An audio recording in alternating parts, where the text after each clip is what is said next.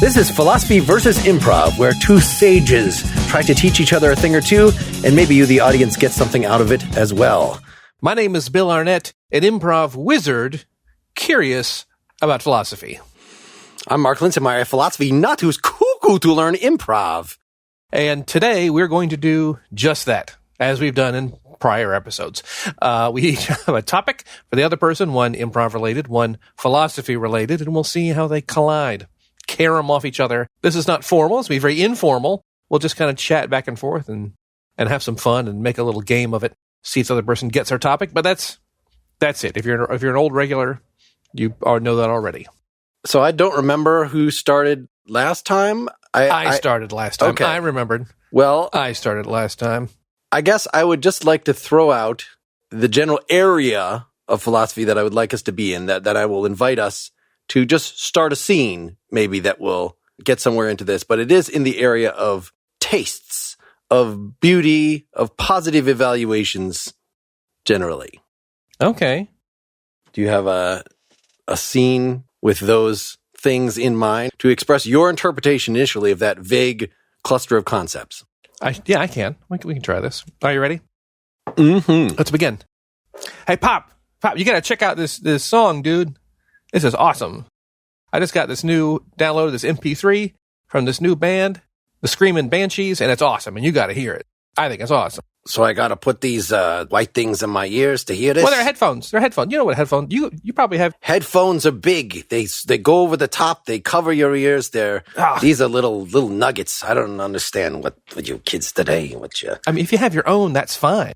But I mean, just like, all right, please listen to the song I like. Please listen to the song I like. All right, so don't make it too loud. I'm gonna put it in. Okay.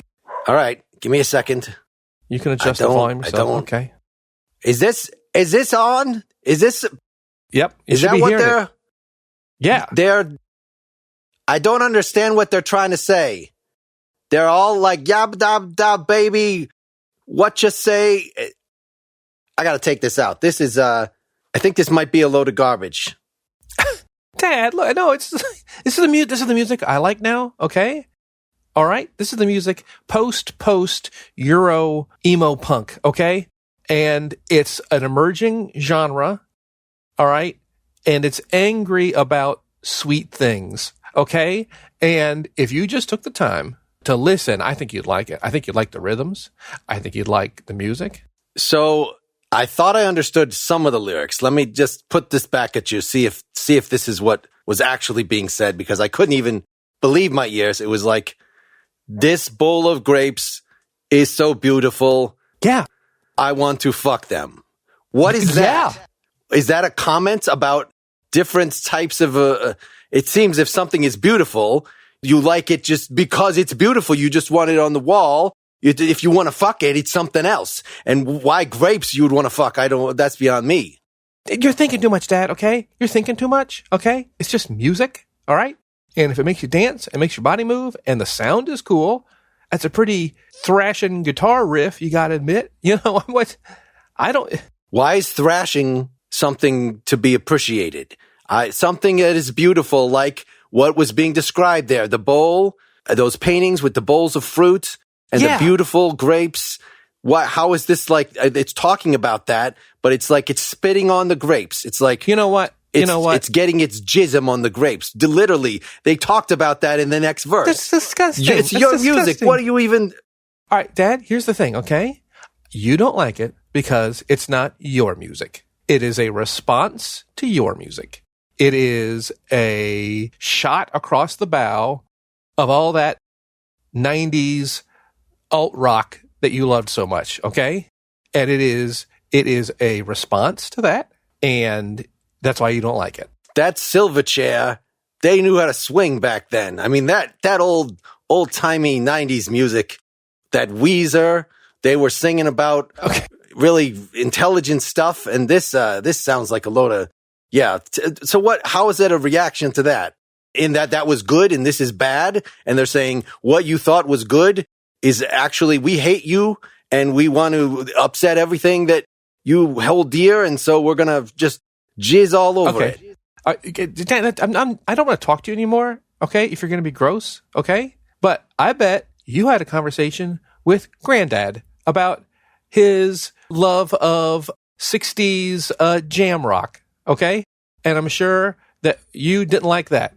And you probably dragged you to some Allman Brothers concerts, and they were singing 2.5 songs an hour, okay? And you probably hated that too. And that's probably why the punchy, quick 90s style appeals to you, okay? And this is the music that I like now. So I see your point, but I think that the stuff that I grew up with was dialectically related to the previous stuff. It was a response.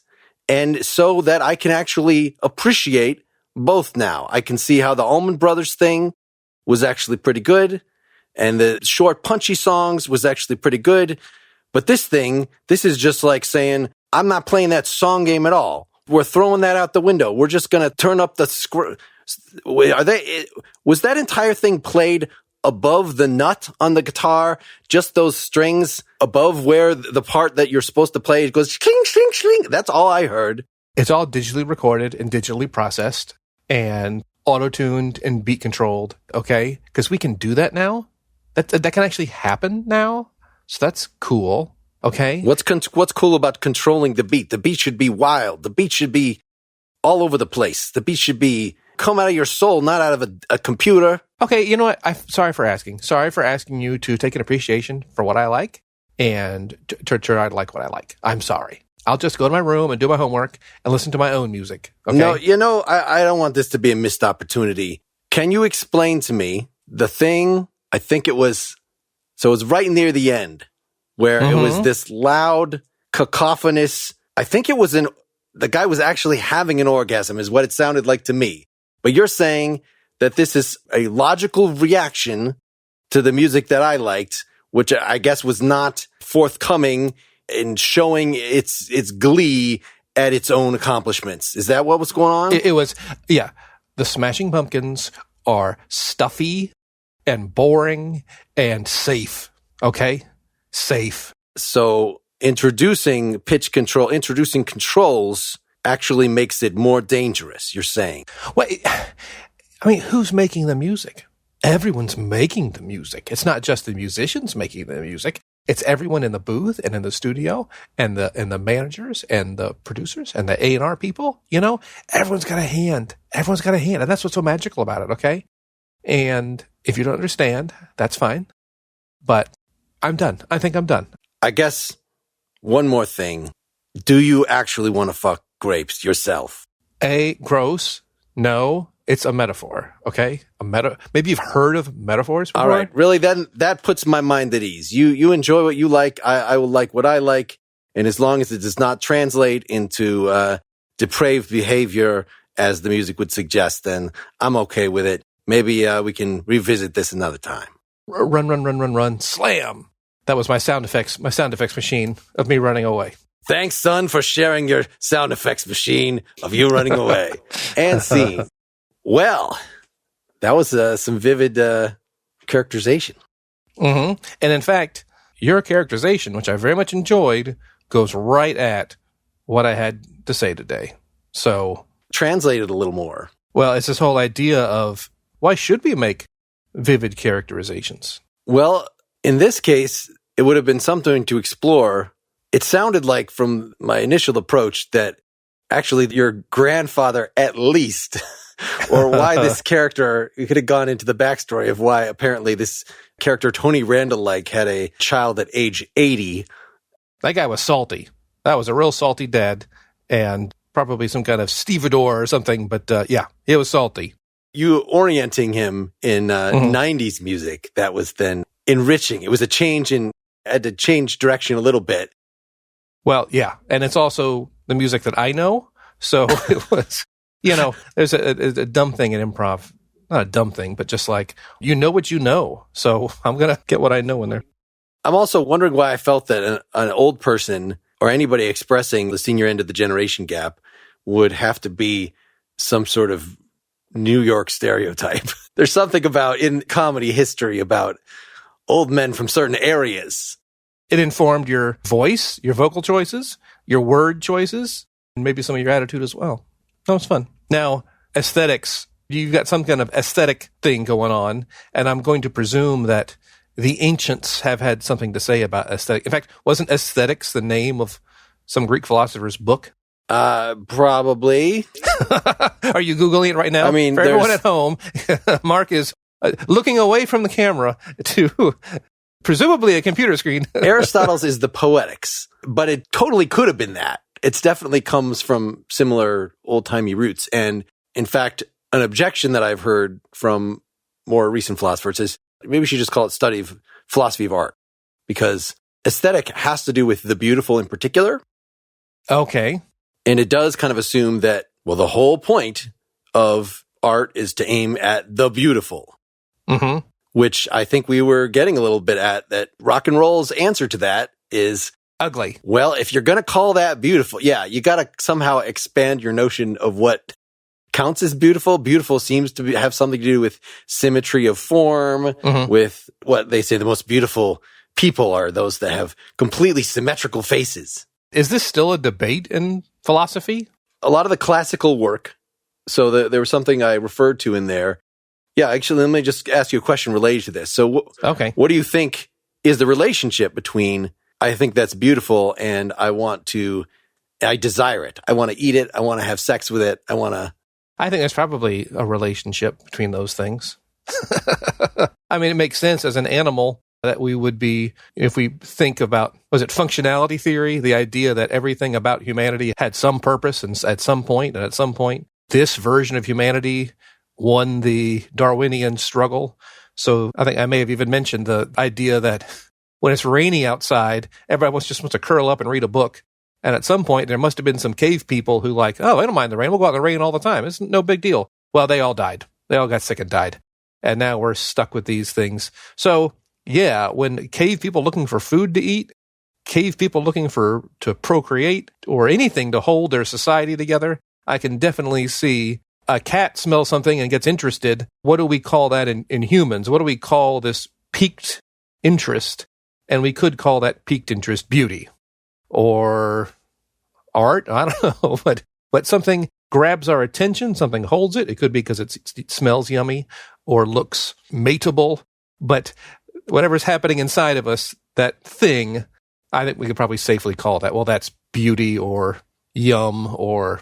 So I do want to put a pin in your perhaps overuse of evolutionary biology explanations, because it is very possible. I go to it a lot. It's possible that a lot of stuff that we do were not necessarily selected for, but there were free riders on other things that were selected for. Very possible. Okay. So in other words, very possible. People have even thought maybe most of our conscious cultural life might well be a free rider, right? There was something about we had to have better visual acuity to throw the coconuts at the lions' heads or whatever to keep them away from us. But along with that visual acuity, along with getting fingers, along with, a number of other things, we just then rolled into a bunch of stuff that might actually be counterproductive to our survival. Maybe we are actually doomed by our over-reliance on consciousness. Yes. Our big stupid brains. Yeah. There are some people, get this, whose brains tell them not to get vaccinated against COVID-19. Now, that is probably, again, a holdover. That may have been useful at some point, but it's not useful anymore.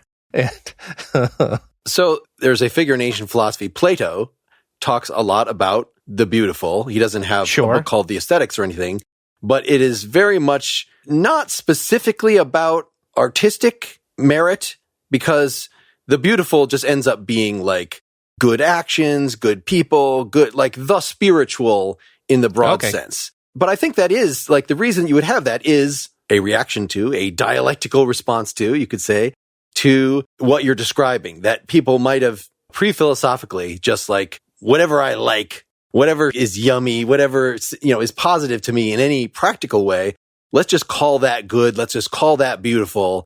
And all those things kind of get rolled together. And so it's pretty revolutionary for somebody like Plato to come along and say, no, actually the things of desire, the things that you merely want to have sex with and do all your other animal things with, they have their merits, but they're nothing besides the actually beautiful. We have to distinguish the actually beautiful, the spiritual, something that is objectively praiseworthy from whatever it is people, happen to want and need to live. Well, yeah, I think we can all say what ugly is we can all say that pornography appeals to our most base instincts, and that we could say pop music is audio pornography in some kind of way, that it's, especially if the producers and whatnot are intentionally trying to make this appeal to the most number of people. And I guess if we want to start talking art, I would like to think that there is a level of self-expression that we both appreciate when we see in someone else. Even if we don't like the art, we can appreciate it, as opposed to something that was where mass market consumerism was the goal. And that's a thing that, like, you've got children, they can be fairly unsophisticated, and they may like a book or a movie or something, and you're like, yeah, that's been done a zillion times. Hey, you see that one episode of that cartoon we like, where that one person doesn't grow old, but they have a painting in the attic? It's like, yeah, it's picture Dorian Gray. It's been there, done that. You know, I see it with my kids all the time. They're cartoons or things that are just, and some do a very fun tongue-in-cheek job of it, and I appreciate it. So it could be like making it tolerable to you as an adult by making it that comparison. But if it's purely mining and you get no joy out of it, if you've already experienced the original, then that's a different thing. Yeah. I don't know. It's one of those things that I can't tell you what's cool. I can tell you what's uncool. That's easy. I think we all know what's uncool, but what is cool, that's, more of a challenge. I think maybe we should do a scene that has to do specifically with coolness, with being cool regarding artworks, say. We certainly can. Something I'll talk about next week is this whole idea of we can also just find what the scene is about. You can also just be a cool person in random situation X. Does that make sense? Yes, but that does not serve my programmatic interests of exploring a particular idea. As people we are not. Let's get two more people to talk about this. But those would be our characters. I actually think I might have a different, let us devolve into a scene, and we are two snakes. Oh boy. Okay. Sitting in the cage. How's it going there? Okay. Why are you talking to me? Because you've heard about what's going on out there. What? This hand comes in with a stunned mouse. That's what's going on out there. What? The thing is, if you are not beautiful enough, they're going to eat you. This is not a zoo. Huh? What? You might have been used to being in a zoo, but this is like one of them. You see those people over at there? They got silverware at that table. Yeah. We're in one of them tanks where we got to serve a purpose somehow. And so either we're going to be entertainment or we're going to be food. Well, I got some news for you, pal. What? I'm the sexiest snake in here, okay? So there's that. I'm not worried. That's what I'm trying to say. I'm just not sure that that's the kind of beauty, that's the kind of entertainment they want. I mean, I can do this like, you see this shape that I got? I think that's like a J. Okay. So like I'm giving them signs. I'm giving them something to do. I'm giving them something to read. And so they're definitely not going to want to eat me. Okay. You could do your thing. I'm going to sit here and bask on this rock and be super sexy and have my colorings and markings be both distinct and beautifully patterned across my body. They are that. I don't actually have color vision, so I'm not really. Do you get color vision somehow?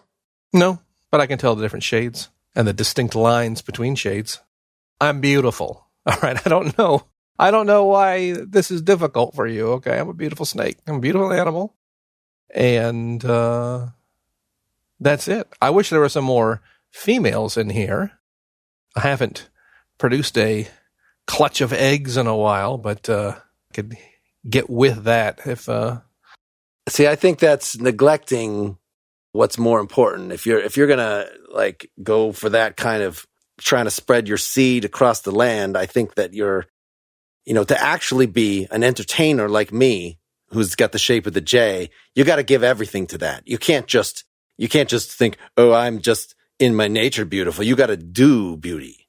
Let me just say that. Okay, so you know what you're doing? You're just playing their game. You're just going right in. Hey, what can I do? How can I de-snake myself and put on these human clothes and do what humans do? Why don't you just do it? Be the best snake you can. Now, I'm sorry, you're not going to be as beautiful as me or as powerful, but at least be a snake. Look, I'm doing an I now. Totally straight. I'm an I. I don't even know what those letters are. Okay, but like If you want to be a snake sellout, go for it. All right. I was hoping that you might actually do a letter too, because if we got Are we still one talking? more snake, Are we still talking? then we could spell out Jim. I think that's the guy's name who makes the decisions.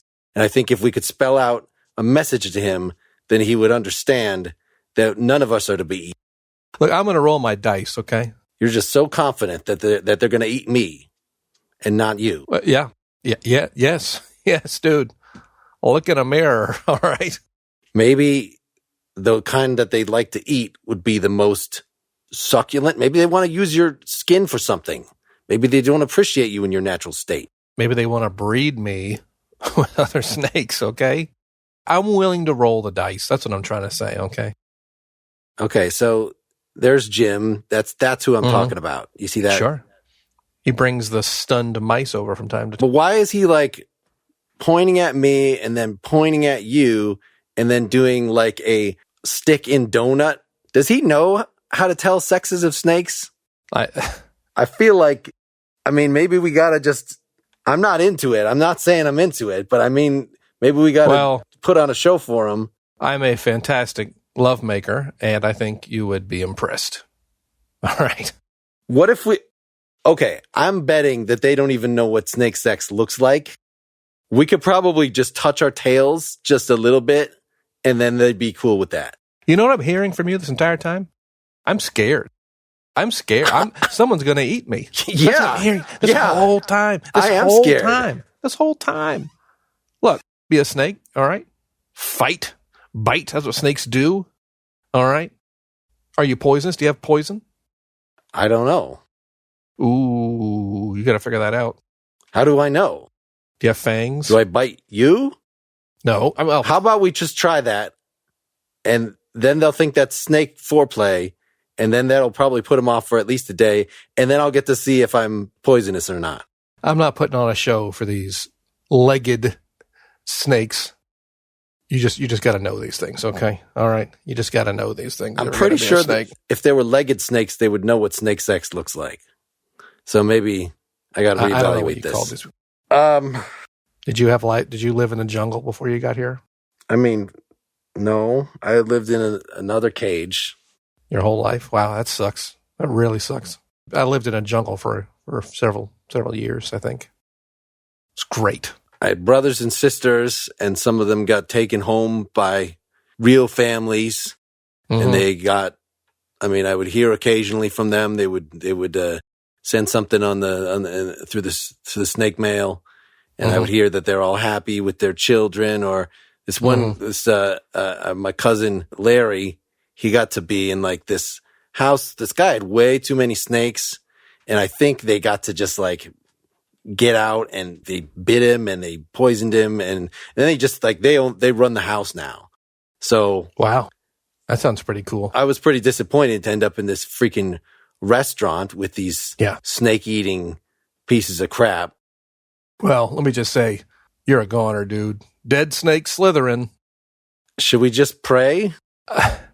Again, with all these human trappings. I mean, why don't we do something snaky? Snake gods, protect me. Don't protect this goon who does not understand the danger that he is in. Snake gods, I put a zone of untouchability around me. And yeah, that's about it. Amen.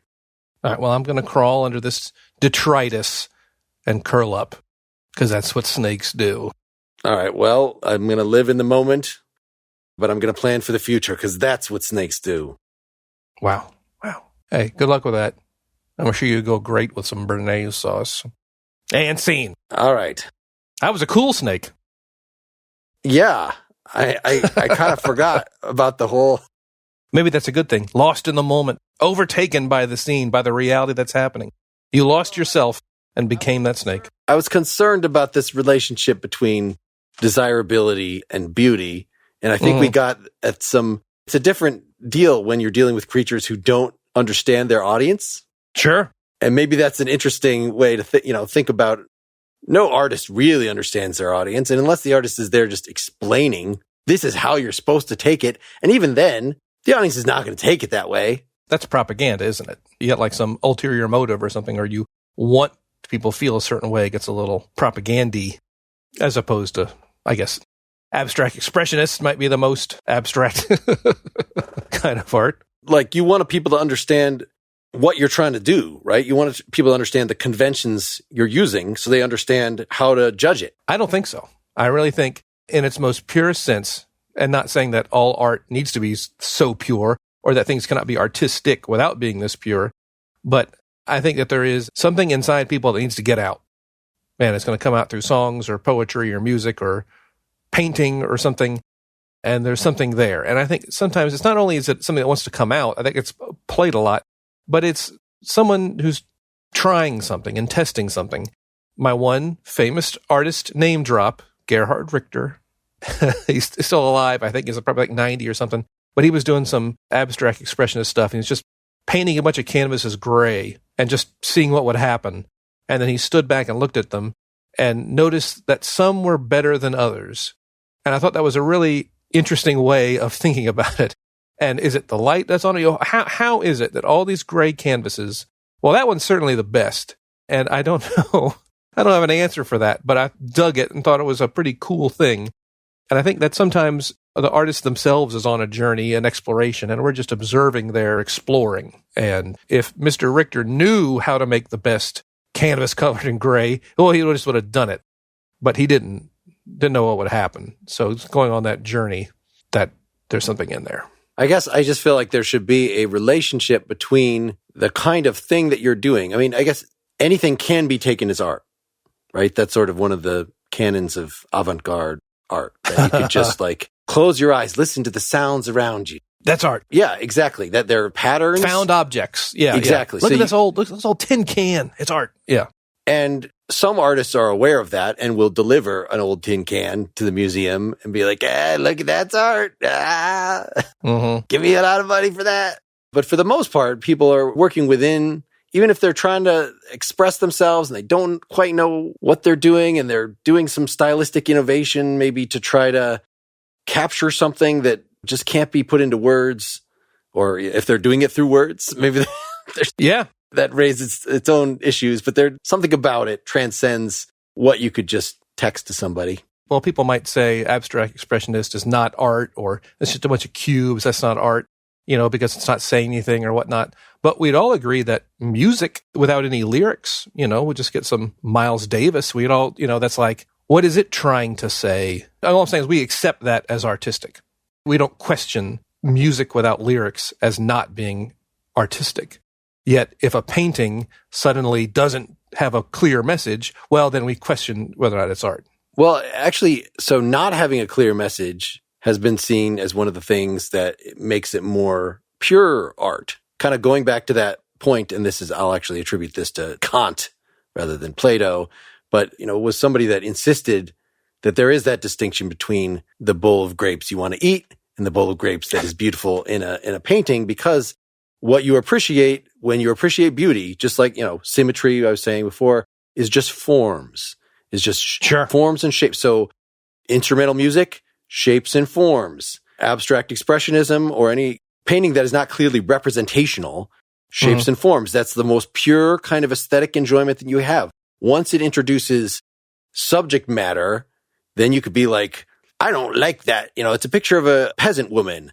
And you could be like, I don't like the look of that peasant woman, or I don't like the fact that there were peasants, or this is connoting Lord of the Rings to me with all its faux medieval garbage. And, it brings in a lot of things that are not strictly artistic. And are cultural. It could still be matters of taste, but they're going to be, he wanted to wall off what art is in a hermetically sealed little space, which of course then you can imagine that every philosopher after him was like, no, we can't do that. We're embedded in cultures and we have to accept things in their messy complexity, and there are going to be connotations that things have, and that's okay. That can be part of, in fact, there's no sharp distinction maybe between aesthetic criticisms of things and ideological criticisms of things. Like, I just don't like that you tried to do that. Not that you tried to do something and you didn't do it well. That would be sort of, I think, an aesthetic criticism. That someone even attempted. Yes, but I just don't like that thing. And I hear that all the time. Like, I didn't like that movie, not because like it was incompetently done. I just don't like that kind of movie. I don't like that has too much violence in it. That was mean-spirited. It was too preachy. There was something about it. Yeah, I think that's something that definitely gets my dander up.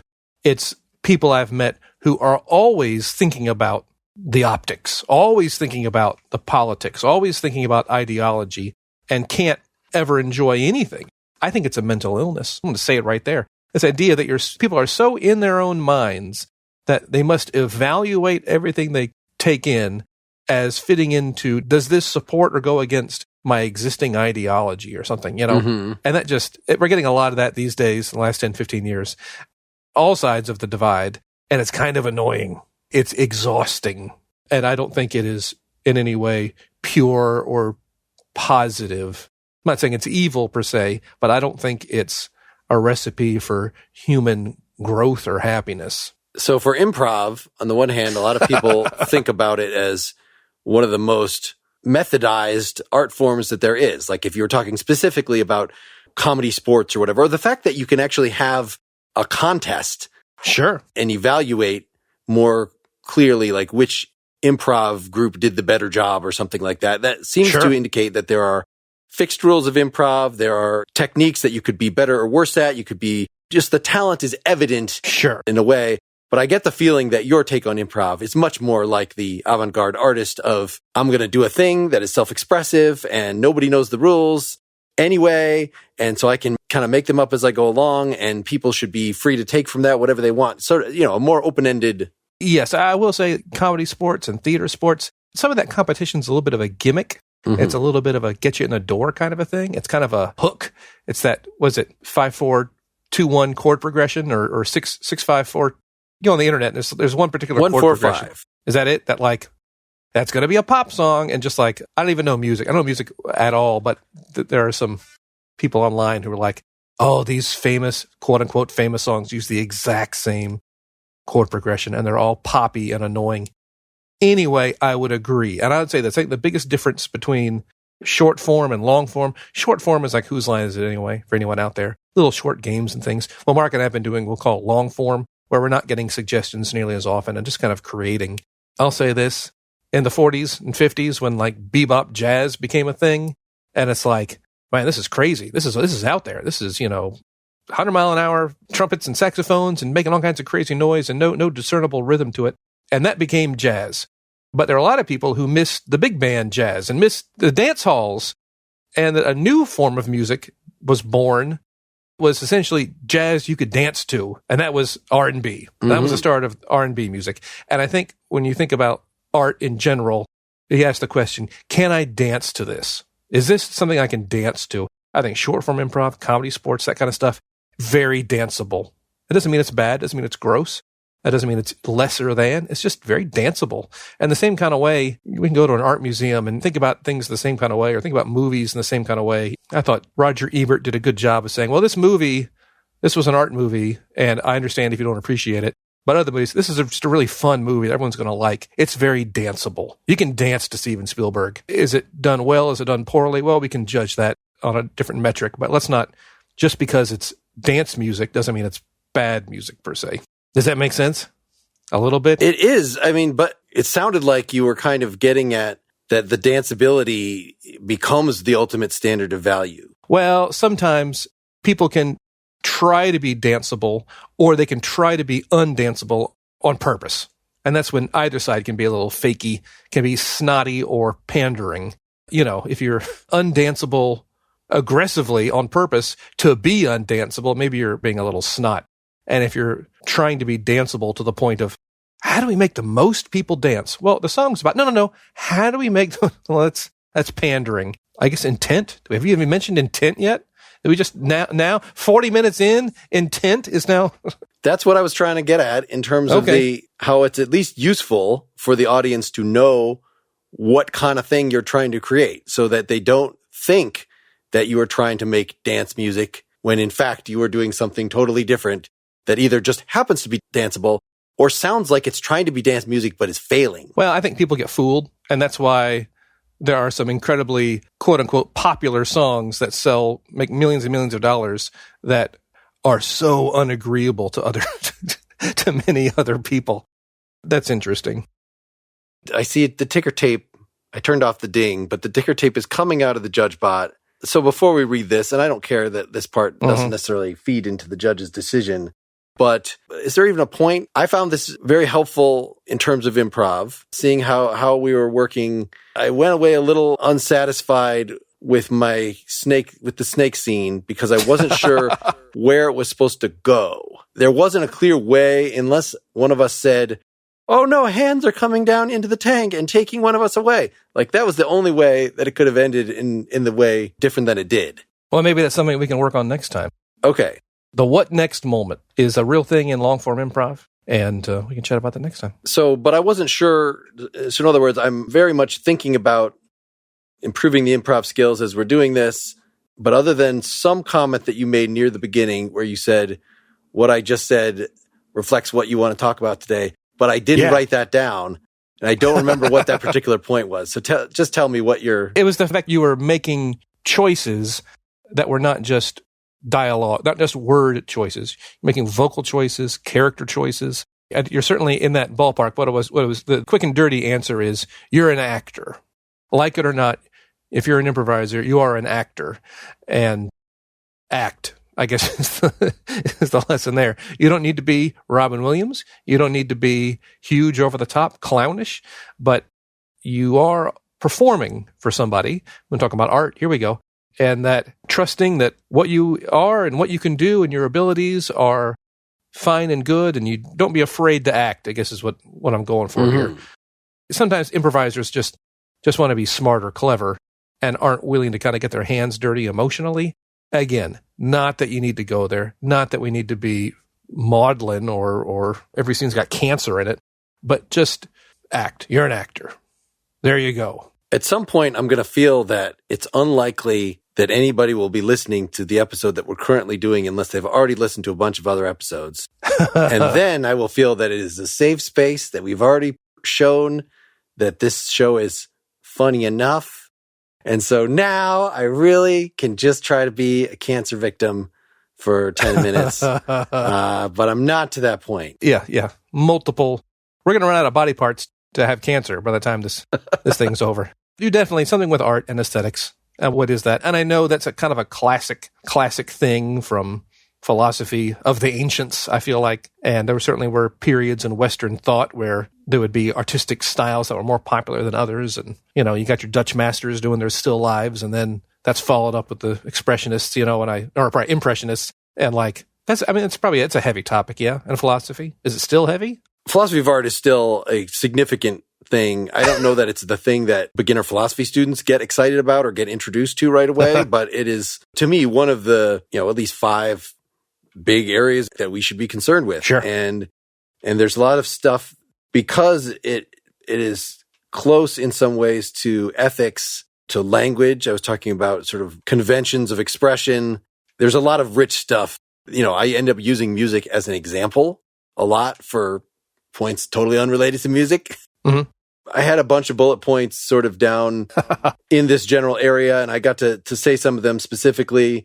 It was a little ill-conceived, it was conceived as sort of an introduction, and maybe I'll say a little more about the philosophical history in the post game that only supporters who go to philosophyimprov.com/support will ever hear. And I will say, I have a challenge ready for you in that segment. Okay. So let's wrap up here. So the judge bot, okay. So what it says is other. Okay. So in other words, I guess the talk about all this tastes and music and stuff was not philosophy enough, and it was not improv enough. Other one. It's in the mind of the listener. That's where it lives. That's where it lives. The only meaning that exists, and the only meaning that is truly important is that in the mind of the listener. Wow, JudgeBot. JudgeBot's making art. On the piece of paper, though, that JudgeBot spit out, it has an asterisk. It says, this is not in the mind of the listener. So I'm sorry. Wow, that's like... JudgeBot says you're wrong. Well, no, that's just like super... Wow, what I thought is now wrong. Amazing, JudgeBot. That's amazing. One step ahead of the viewer. One step ahead of the viewer. That's good art right there. That's fantastic. I feel like you're sucking up to try to get better scores in the future. And good luck to you with that. I'm spelling out an S with my leg right now. So that it's not one of the letters in JudgeBot, but, No, correct. I can only do an S. I can't do a J with my snaky leg. All right. I enjoyed learning from you today, Bill. And I enjoyed learning from you, Mark, as well. Hope you enjoyed the show. Get more at philosophyimprov.com. If you want to support the show and not have to hear any more commercials and get our post-game segments where Bill and I and sometimes guests will elaborate on some things that came up in the episode, reflect on the future, and share our recommendations in the philosophy and comedy worlds, you can see options to do that at philosophyimprov.com/support. Thanks. I should sell my soul. Bankrupt.